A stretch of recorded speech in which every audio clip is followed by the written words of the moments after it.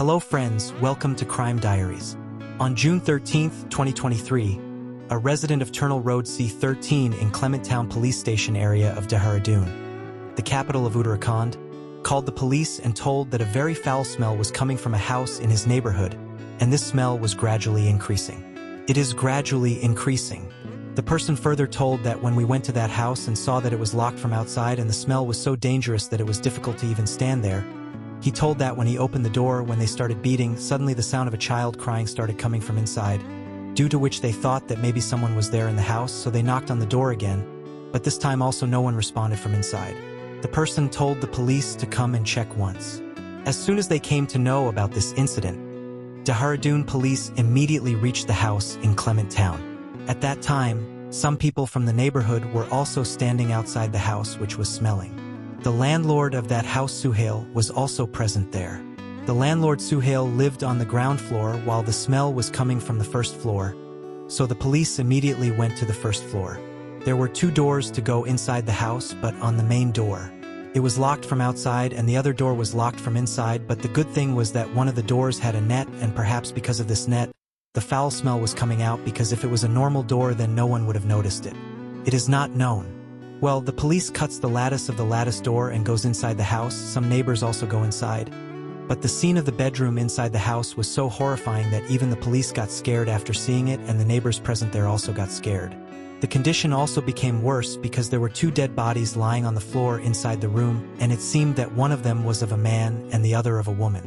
The condition of those bodies had become very bad.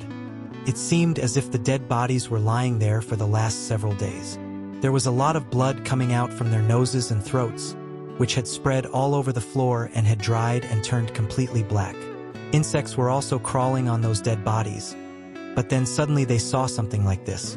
Everyone there was shocked to see the thing lying there, because there was a newborn baby lying near the two dead bodies.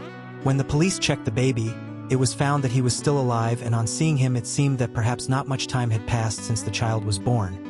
At the most the child must have been 1 week old, and somehow this child belonged to those who died, and this meant that ever since their death this child had been hungry and thirsty. He was lying amidst the foul smell, due to which his body had turned yellow and insects were crawling on him. After this, the police immediately sent the child to the hospital without any delay, where the doctors started his treatment, after which the team is also called to the incident site. The forensic team reaches the incident site and starts collecting evidence. After interrogating the landlord, it was found that he had rented the upstairs room to a couple named Anam and Kashif, and when someone had called the police and informed about this incident. Coincidentally, at the same time, a woman also reached the Clementtown police station with some people and lodged a missing report of her husband. She had told that her husband was not picking up the phone since June 10th, while she was continuously calling him, and then from June 12th his phone got switched off. After which on June 13th the woman got worried and had to come to the police station. The woman told that actually her home was originally in Saharan in Uttar Pradesh. Apu was in Chahal police station area of the district, but due to not talking to her husband for many days, the woman had come from Saharan Apu to Dehradun to file a missing report because her husband worked in Dehradun and lived there. Talking about Anam, there was no possibility of any third person coming into her house because all the stuff in the house was kept properly in its place. That is, nothing was missing from the house, and one door was locked from outside. It was locked and the other door was latched from inside, which made it seem that perhaps they might have permanently locked one door from outside and would be coming and going from the other door. But now the question was, why would they lock it from outside, whereas they should have locked the lock from inside? First the police thought that this couple had committed suicide, but then the police felt that why would any person kill himself by giving so much pain, because generally it has been seen that if anyone does it himself, if there is one, then he often does it by hanging himself from the noose. This was the thing that was forcing the police to think, and the biggest thing was that a week-old baby was also found lying alive there. If they had hanged themselves, then they had killed the baby. Why were they left to suffer? And if this murder had taken place, then definitely someone or the other had come here, but when the murder took place, then it is obvious that the people who died at that time must have protested and screamed. Then some neighbor, why had they not heard the sound of their screaming, and nor had anyone seen anyone coming and going there? Many such questions were arising in the mind of the police. After this, the police sent those bodies to the hospital for postmortem because further, to investigate, first of all it was necessary to know how he died. After talking to the landlord, It came to light that Kashif and Anam had shifted here only 4 months before this incident. Anam was pregnant during that time, after which both of them died on June 8th. They went to a private hospital where Anam gave birth to a child, and then on June 10th, they returned home. The landlord told that since then they did not come out of the house. The police were confused between murder and happiness. And even the post-mortem report could not reveal anything special because the dead bodies were badly decomposed, due to which it was very difficult to find out the exact cause of death. After this, the police started locating the family members of those who died and started interrogating them because now something could be known about the dead people only from them. On inquiry, it was found that Kashif's house was in Saharan Apu, and it was also revealed that Kashif had another wife in Saharan Apu too, which means he was already married, and Anam was his second wife. His first wife's name was Nusrat, and Kashif also had a son. Now, as soon as all these things are known, Kashif's first wife Nusrat comes on the target of the police. It was possible that she was the daughter of her husband. He may have got her murdered because he was not happy with the second marriage, because this has happened in many cases and something similar could have happened in this case too. Slowly clues kept coming in, and then 2 days after the incident when they came to know about this, a police team left for Saharanpur from Dehradun. Nusrat was at her in-laws' house, i.e. Kashif's house. Police reached there and interrogated Nusrat. Nusrat told that she had no dispute with her husband regarding her second marriage. Nusrat told that they used to talk on phone every day, but suddenly after June 10th, Kashif stopped picking up the phone, and then on June 12th, his phone got switched off. Due to which Nusrat herself had reached Dehradun on June 13th regarding the missing of her husband. There she had also lodged a complaint in the Clement Town police station. When the police got her checked in the police station for confirmation, it came to light that Nusrat had actually lodged a complaint. After this, the police also checked Nusrat's phone. Her call details were also seen. After deeper investigation, it was found that all the statements of Nusrat were true. That is, earlier also she used to talk to her husband every day and she did not call her husband. Kashif's father Mohsen also said that his daughter-in-law cannot do this to her husband because both of them also have a son. What will happen to them now after the murder of their husband? Because for them, Kashif was the only earner and he was a JCB and crane operator. He used to work in Dehradun. After questioning and investigation, the police gave a clean chit to Nusrat and she was taken out of the ambit of suspicion. After this, the police met Kashif's neighbors. The police also interrogate. Now they try to find out what problems were there in Kashif's life or whether he had any enmity with anyone. After talking to his family members and villagers, they came to know that Kashif had spent a lot of money. He had a loan of about 1 Indian rupee lakh, due to which he was a little worried. In such a situation, the police thought that to get rid of the debt, Kashif may have first killed his wife and then killed himself. But due to love and affection, he would not have been able to muster the courage to kill the child, and it was also possible that the person from whom he had taken the loan might have committed this crime, but the police felt that the person giving the loan was the person would not do this because if he had murdered Kashif, his hope of getting the money would have ended, and when the police did not get any clue even from Saharan Apu, the police returned back to Dehradun unsuccessfully. After this, the police called Kashif and Anam. CDR was taken out, their call details were also checked, but nothing was found out because all the numbers in their phone belonged to people known to them. Meanwhile, good news is received that the child of the deceased has recovered in the hospital and now he is out of danger. According to the doctors, his condition was very bad. However, this child was born on time and was absolutely healthy. His weight was also fine. The doctors said that if he had had a premature delivery, perhaps he too would have lost his life to his parents. He would have died like his father. Meanwhile, the police were also taking their investigation forward and trying to find clues of the murder. They were scanning all the CCTV cameras installed around the house in the area where the incident took place in Clement Town. Although there were no cameras installed around that house, but one camera was installed on the main road.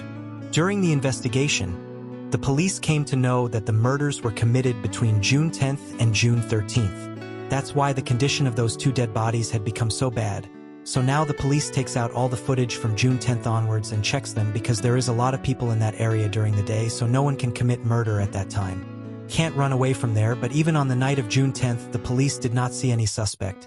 After this, the police saw the footage of June 11th, but even on 11th no one was seen, and now the police was disappointed, but still the police had to see all the footage from June 10th to June 13th, and then on the morning of June 13th, there was definitely some role of that car in a music, so the police once again checked this car carefully.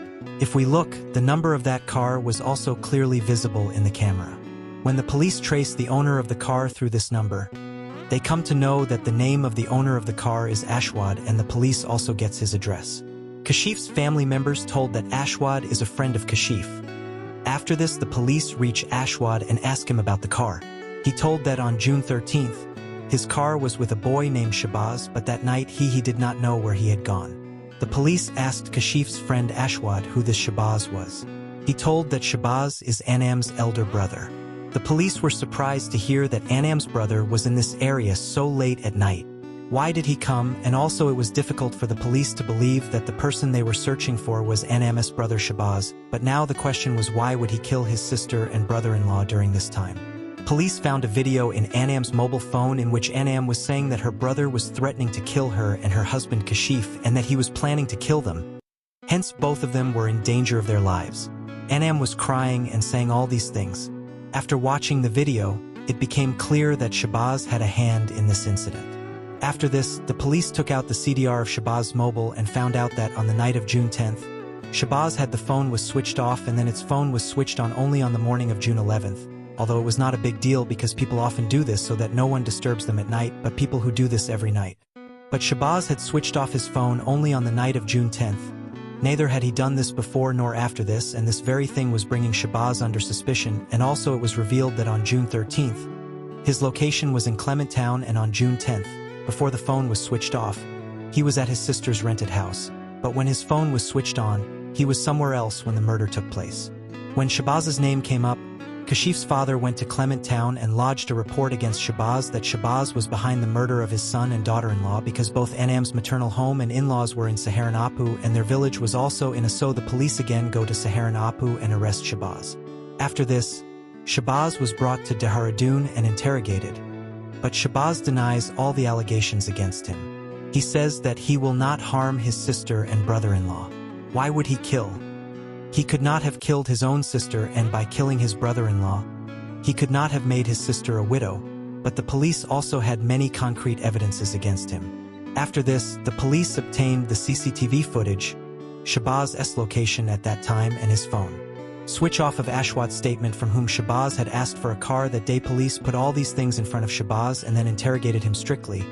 He soon broke down and confessed to his crime, that his sister Anam and Kashif, it was he who murdered the child and left their child alive because the child was born on June 9th. So he thought that the child was small and would die of starvation, so he slit his throat with a knife.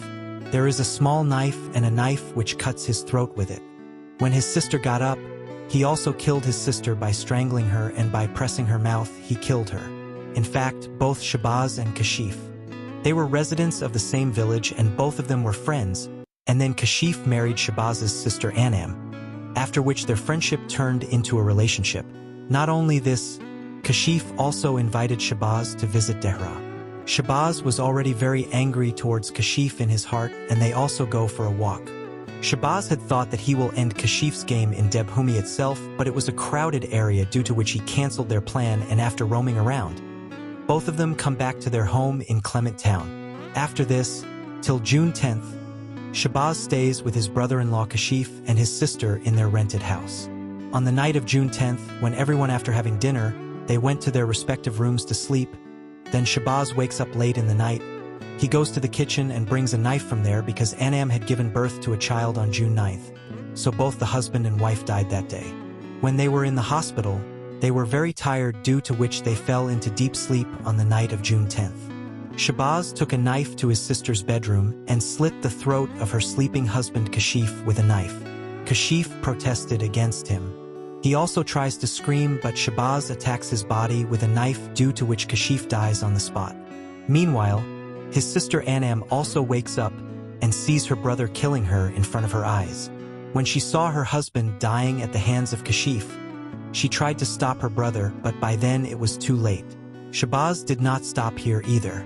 After killing Kashif, Shahbaz easily controlled his sister too. Took because Anam was in labor pain a day earlier and hence she had become very weak, due to which Shahbaz easily caught hold of her, and then he killed Anam by strangulating her.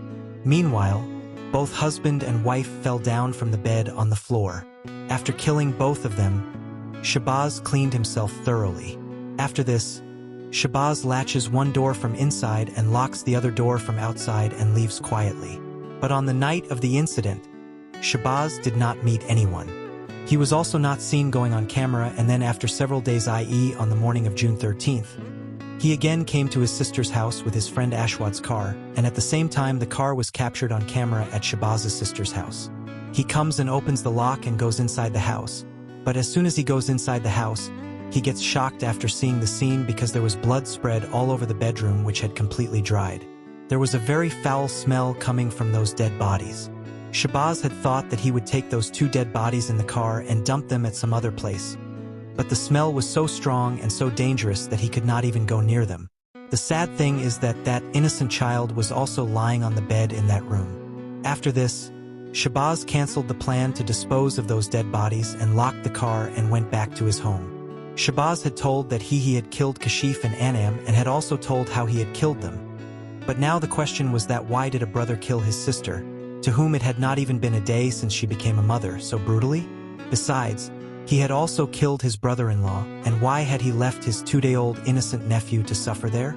During interrogation, Shahbaz told that his father had died 8 years ago under the Hydra.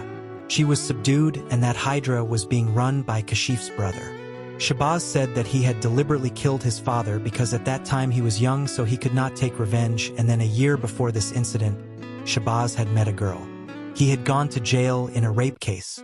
Meanwhile, Kashif and his sister Anam ran away from home and got married, and when he came out of jail, everyone in the village started making fun of him. All these things filled Shahbaz with even more anger. He wanted to take revenge for his insult because he considered Kashif responsible for all this. So first he started threatening his sister and Kashif, due to which Anam had made that video, and then to take revenge he started threatening Kashif. They had started growing closer, and then on June 10th, Kashif had asked him to go to North Kashi. There Kashif prepared Maggie and all three of them slept after eating it, but Shahbaz did not sleep. He picked up a knife from the kitchen at night and Kashif's throat was slit while he was sleeping. When Anam opened her eyes, she tried to raise an alarm, but Shahbaz strangled her to death, after which he went away from there. Shahbaz told that when he slit Kashif's throat, he saw blood. The fountain was missing and there were some stains on the wall. At that time he had cleaned them with a cloth, but he had kept the knife used in the murder in his pocket and had thrown it in the forest of Asha Rodi. Shahbaz was alone. That day he was unable to dispose of the dead bodies due to his fear that if someone heard the cry of the child, then the case would be exposed and he would be caught. But when even after several days no news came from there, he on the night of June 12th, he again came to Kashif's house in Dehradun with his friend's car. He tried to take away the dead bodies from there, but he could not succeed. Meanwhile, Anam and Kashif's child, who was in the hospital, is now fully recovered. He had recovered, and then on June 23rd, the child was handed over to his grandparents, i.e. Kashif's parents, under the supervision of the Child Welfare Committee. Meanwhile, the police prepared a charge sheet on the basis of the statement and evidence given by Shahbaz and presented him in the court. Presented before him, from there he was sent to jail. At present, if we talk about the status of this case, Shahbaz is still in jail and this case is still going on in the Sessions Court. Friends, the purpose of narrating this incident is not to hurt someone. This is not to trouble anyone, but to make you aware. Friends, what is your opinion about this whole incident? Do tell in the comment box, and if you liked our hard work, then like this video and also share it. If you have not subscribed the channel yet, then subscribe our channel. Thank you.